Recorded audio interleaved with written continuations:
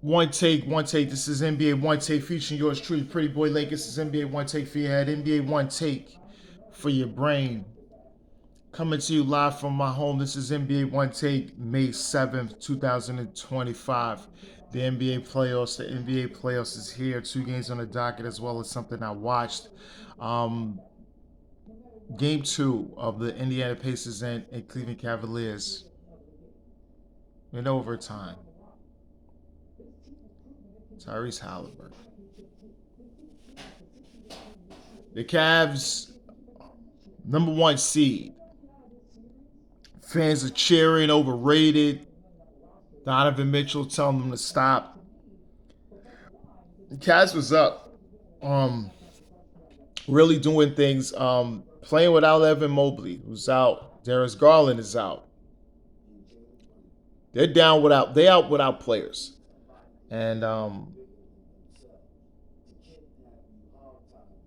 Donovan Mitchell, 48 points and nine assists, doing it all, man. He can. Jared Allen, 22 and 11.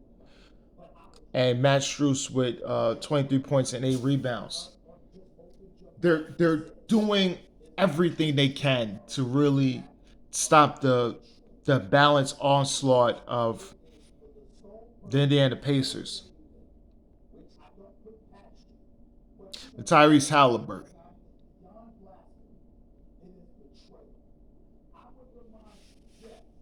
Tyrese Haliburton. Cavs looked like they had this game won. I thought they had it won. Haliburton is at the line. Makes one, miss one. But in doing so, able to get the tip, his own rebound, bring it all the way out back. And instead of trying to go in for the 2, he does a step back 3 with only 1 second left. Tyrese Haliburton. Again, looking like old Reggie. Somebody say old Reggie. Yeah. That light-skinned nigga, he like Reggie. He looking like old Reggie. Remember, I'm just doing just a little comparison. Tyrese Haliburton was voted the most overrated player by his peers in the NBA. At one time, they made a poll for the masses to vote. I forgot, almost a couple years or whatever, in different things. Reggie Miller was voted the most overrated player in the NBA. Because they just don't like him. They don't like Tyrese Haliburton. They don't like him. His confidence at certain things, he doesn't, his stats is like obviously he runs the team. He gets double digits assists. He's not getting high 20s or 30 points per game average. He's doing it in different ways. He's running the team, getting guys involved. His teammates like to play with him. And he has ooze confidence in himself and his play, especially his team. They just can't care less. And a lot of it too has to do with the link between he's good friends with Caitlin Clark's boyfriend, and so there's a little thing there too. So wow, it just shows the balance of the Pacers with Miles Turner 23 and 8, Aaron Nesmith 23, Andrew Nembhard 13 points, 13 rebounds, Benefit Mathurin 19 off of the bench,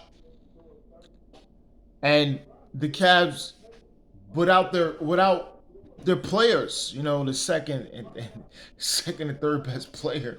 I understand that, but you guys, they had enough to win this game, but they wasn't able to get it. Now, game three, those guys all will be questionable, and you're going to be in Indiana. This is oh my God, this is so big because you have to win at least one, and then if you lose one and you win one, you're down 3-1, losing two games at home. My goodness. Cavs is in a situation. This situation is crazy. And wow, for a number one seed to be down 0-2 like this is something. This is something. All right, and the next game of the night is game one between the Golden State Warriors and the Minnesota Timberwolves. And the game was looking good at one point. Then Steph Curry goes down with a hamstring injury. I knew it was a hamstring because he was moving gingerly, kept holding it and everything else like that. He's massaging it, seeing what happens, but it's not gonna. And then he didn't return. And then they saying it was I don't know what grade was it. I'm thinking okay, he's gonna miss probably 1 or 2 games, and it all depends. But Golden State was able to get that win without him. Um, and now, for my view, I think he's going to miss at least 2 games, game 2 and 3, depending on the schedule, because they got the win. And Jimmy Butler, Draymond Green, they was really being the big leaders out here and getting this win. Buddy Hield again looking spectacular, 24-8. And they get the win, man. Ant-Man Anthony Edwards. He had 1 point in the first half. That was no. Ant-Man's not. He finished with 23 and 14, but you wasn't able to get the win for your team. You gotta come alive. Ant has to come alive. Ant needs to be getting 30 to 40 points every single game. I don't want to hear about all this thing and then he gets an assist. No, you gotta be a offensive barometer where they are always on your ass. Okay? Define double teams. That's what has to happen. All right. Julius Randle finished with 18. Nas Reed with 19. But that was nothing they could do. And now this helps them because game two, they're gonna be going up against them without Steph Curry, but god damn. They needed to get that win. You're you know I don't know. It's tough. It's tough. It's tough. There's 6 seed, you get home court, and wow, this is tough. This is gonna be tough for Golden State, but also for this is gonna be tough for the Minnesota if they don't win. If they don't win game two, they're in trouble, big trouble, because they may don't have Steph play the whole damn series. And then what's gonna happen?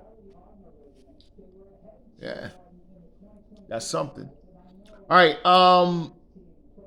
I reviewed the movie Thunderbolts. Point. Uh, this movie was a real good Marvel movie, and I liked it. There's a little twist at the end. I'm not gonna reveal what it is. I know y'all know stuff online. Well, just the main point was like you have so the main plot is ex bandits, ex contract um contract workers, doing different op missions for Valentina, who's uh, under under not even pressure. She's in court proceedings with senators and things in that nature for a lot of for her company doing several different things, and she actually purchased Tony Stark's tower. Um, the Noble Tower in Avengers and things like that. And is it Oscorp? I think it is. So there's a lot of things coming into the MCU space a little later. But you have Yelena, who's Black Widow's sister. You got U.S. Agent, aka the original. The he was supposed to be Captain America. If you watch Falcon and Winter Soldier, then you would know how he was, um, thing he was supposed to be, and then all of a sudden, yeah.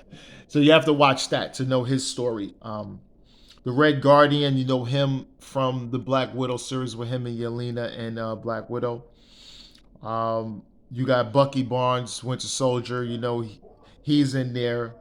You got Ava. She plays Ghost and Taskmaster. Short-lived. I'm gonna let the Taskmaster dies when they was all fighting inside this thing. Where it was just a setup. And then you got Bob. Uh, he's gonna become Sentry. Sentry is somewhat like he's like a Superman type figure. He's a Superman type figure. So you're gonna see him in it. Uh, yeah. So you got Sentry. He's like, yeah, he's like Marvel's Superman. So you're going to see him, and they find things out, and they reveal, and they become a team, and they're and Red Guardian go, we're gonna be called Thunderbolts. So yeah, but this is a good film. This is a real good film. A good way to start more of the Marvel Cinematic Universe things going forward. Um, and trust me, when you watch the end, you'll be seeing certain things, and you'll be seeing certain things, and you can make your own interpretation to it. Because yeah, yeah. But this is NBA One Takes, Pretty Boy Laker, and I'm out.